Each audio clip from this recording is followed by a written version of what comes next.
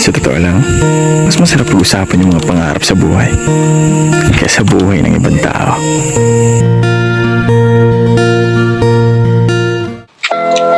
Ang dami ko na nakilala. Naging tropa, naging kaibigan, naging kabarkada. Pero bilang lang sa kamay yung handang sumama sa'yo sa lahat ng bagay.